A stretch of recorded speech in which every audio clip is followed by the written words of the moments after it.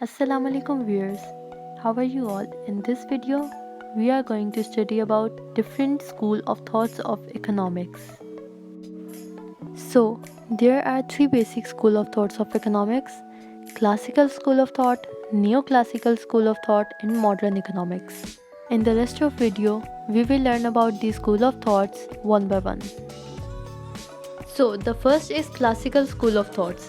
Adam Smith is the founder of classical school of thoughts. Adam Smith ने 1736 में अपनी book An Inquiry to Nature and Cause of the Wealth of Nation में economics की बुनियाद डाली, इसीलिए इन्हें फादर ऑफ इकोनॉमिक्स कहा जाता है। एडम स्मिथ के मुताबिक economics is a science which discusses the production of wealth, consumption of wealth, distribution of wealth and exchange of wealth. सबसे पहले आ जाता है production of wealth. Production of wealth का मतलब है कि वेल्थ कैसे प्रोड्यूस होती है। 4 फैक्टर्स होते हैं जो वेल्थ को प्रोड्यूस करते हैं, जिसमें लैंड, लेबर, कैपिटल और ऑर्गेनाइजेशन है। इन 4 फैक्टर्स के कम्बिनेशन से जो गुड्स और सर्विसेज प्रोड्यूस होती हैं उन्हें वेल्थ कहते हैं। नेक्स्ट पॉइंट है कंजम्पशन ऑफ वेल्थ। वेल्थ को किस तरह कंज्यूम करना है, किस तरह स्पेंड करना है। A part of wealth which is spend on necessities of life is called consumption of wealth. Now distribution of wealth. जब 4 फैक्टर्स को मिला के प्रोडक्शन ऑफ वेल्थ होती है तो फिर उन 4 फैक्टर्स को उनका मुआवजा यानी लैंड को उसका रेंट, लेबर्स को उनकी वेजेस, कैपिटल को उसका इंटरेस्ट और एंटरप्रेन्योर को उसकी प्रॉफिट मिलती है। तो इस तरह वेल्थ की डिस्ट्रीब्यूशन होती है। Next is exchange of wealth. Exchange of wealth में हम ये देखते हैं कि वेल्थ एक हाथ से दूसरे हाथ में या एक कंट्री से दूसरी कंट्री में इंटरनेशनल ट्रेड के थ्रू किस तरह गर्दिश कर रही है। एडम स्मिथ के साथ उसके फॉलोअर्स जो और क्लासिकल इकोनॉमिस्ट बने उनमें F.A. Volker, Chapman, J.B. Says, J.S. Mills, N.W. Senior, Malthus और डेविड रिकार्डो शामिल हैं। एडम स्मिथ की इकोनॉमिक्स की डेफिनेशन पे काफ़ी इकोनॉमिस्ट ने एतराज़ किए, जैसे डिस्मल साइंस यानी सैड साइंस बोला गया, science of bread and butter बोला गया, बिग फिलोसफी बोला गया और ये बताया गया कि ये कुछ इकोनॉमिस्ट का कहना था कि क्लासिकल इकोनॉमिस्ट कहते हैं साइंस ऑफ वेल्थ है, लेकिन ये इस ऑब्जेक्टिव को बयान नहीं कर सके कि हम साइंस ऑफ वेल्थ को स्टडी क्यों करें। कुछ इकोनॉमिस्ट का कहना है कि क्लासिकल इकोनॉमिस्ट ने पॉइंट आउट ही नहीं किया कि consumption of wealth, exchange of wealth और डिस्ट्रीब्यूशन ऑफ वेल्थ जैसी इकोनॉमिक एक्टिविटीज़ का क्या पर्पस है, और ये कि क्लासिकल इकोनॉमिस्ट ने ह्यूमन सर्विसेज को इग्नोर कर दिया है इकोनॉमिक्स के स्कोप में और इस तरह इकोनॉमिक्स के स्कोप को लिमिट कर दिया है। कुछ लोगों ने ये इतराज़ किया कि ये लोगों को ग्रीडी, सेल्फिश और अनसिम्पैथेटिक बनाती है। Next is neoclassical school of thoughts. इसके फाउंडर डॉक्टर एल्फ्रेड मार्शल हैं और इनके मुताबिक इकोनॉमिक्स एक मटेरियल वेलफेयर की साइंस है। इसकी डेफिनेशन है economics is a science which study the human behaviour in ordinary business of life. It examines the part of individual and social actions which most closely connected with the attainment and with the use of material requisites of well-being. Thus, economics is on one side the study of wealth and on the other and the most important side a part of study of man. Alfred Marshall की इस definition के 2 aspects हैं।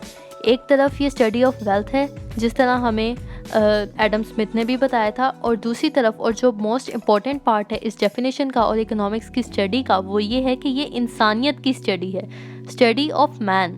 Professor Marshall ने और बाकी के new classical economist ने economics को साइंस ऑफ मटेरियल वेलफेयर के तौर पे डिक्लेयर किया। उनके नाम A.C. पिगो, पेरेटो और क्लर्क हैं।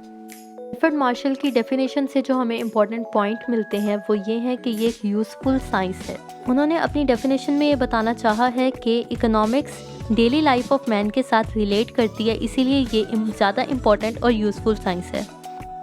उनका कहना है कि इकोनॉमिक्स में हम लोगों की एफ़र्ट्स के बारे में पढ़ते हैं जो वो इकोनॉमिक एक्टिविटीज़ जैसे production, distribution, consumption of wealth में हिस्सा लेते हैं, और फिर इकोनॉमिक्स इंडिविजुअल्स की कलेक्टिव एफ़र्ट का नाम है। हम इकोनॉमिक्स सिर्फ सेक ऑफ वेल्थ के लिए नहीं पढ़ते, इकोनॉमिक्स से हम लोगों का वेलफेयर इंक्रीज़ करते हैं, यानी वो चीज़ें जिनसे लोगों को फ़ायदा पहुंचता है वो चीज़ें ख़रीद सकते हैं।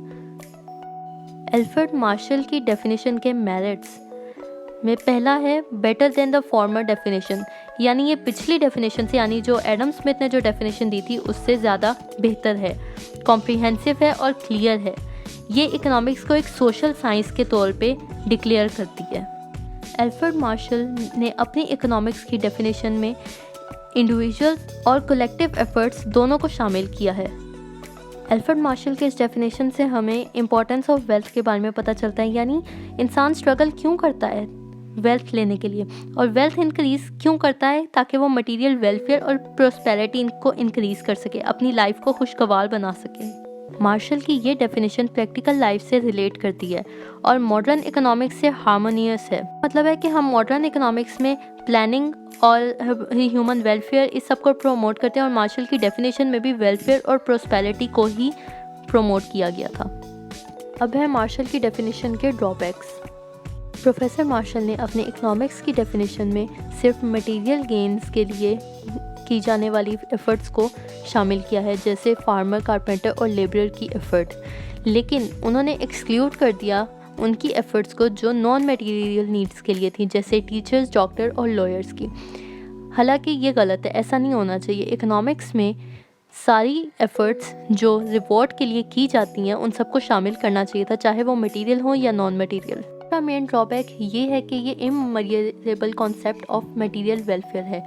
इसमें हम मेजर नहीं कर सकते कि उमर को 1 रुपये से कितना फ़ायदा हुआ और उस्मान को 1 रुपये से कितना फ़ायदा हुआ।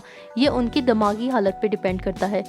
सो immeasurable concept can not be considered as the basics of any science. Professor Marshall ने अपनी डेफिनेशन में सिर्फ उस इनकम की कंजम्पशन पे जोर दिया जो मटेरियल रिक्वायरमेंट्स पे स्पेंड होती है, जैसे कि फूड, ड्रेस और रेजिडेंस, लेकिन वो वही इनकम जो जब एजुकेशन पे, रिक्रिएशन पे और विजिटिंग पे स्पेंड होती है उसे वो अपने टॉपिक में नहीं लेके आए। हालांकि ऐसा नहीं है, इकोनॉमिक्स मटेरियल और नॉन मटेरियल रिक्वायरमेंट्स सबको कवर करती है। अकॉर्डिंग टू रॉबिन्स, मार्शल की इस डेफिनेशन ने लाइक्स और डिसलाइक की प्रॉब्लम को क्रिएट कर दिया, यानी इंसान सिर्फ वो स्टेप्स लेगा जो उसकी मटेरियल वेलफेयर के लिए अच्छे होंगे, वो स्टेप्स नहीं लेगा जिससे उसकी मटेरियल वेलफेयर कम हो रही होगी। इसीलिए रॉबिन्स ने कहा कि इकोनॉमिक्स में लाइक्स और डिसलाइक की प्रॉब्लम नहीं आनी चाहिए। जैसा कि मैंने बताया है कि मार्शल ने अपनी डेफिनेशन में सिर्फ मटेरियल वेलफेयर इंक्रीज़ करने वाली चीज़ों को रखा, मटेरियल वेलफेयर की डिक्रीज़ करने वाली चीज़ों को एक्सक्लूड कर दिया। हालांकि वो भी इकोनॉमिक्स का हिस्सा हैं, क्योंकि वो भी कहीं ना कहीं किसी न किसी की डिज़ायर को पूरा कर रही हैं। तो व्यूअर्स, वीडियो ज़्यादा लंबी हो जाने की वजह से नेक्स्ट टॉपिक जो मिस्टर रॉबिन्स की मॉडर्न इकोनॉमिक्स है वो नेक्स्ट वीडियो में कवर करूँगी। Don't forget to like, subscribe and share the video. Thank you.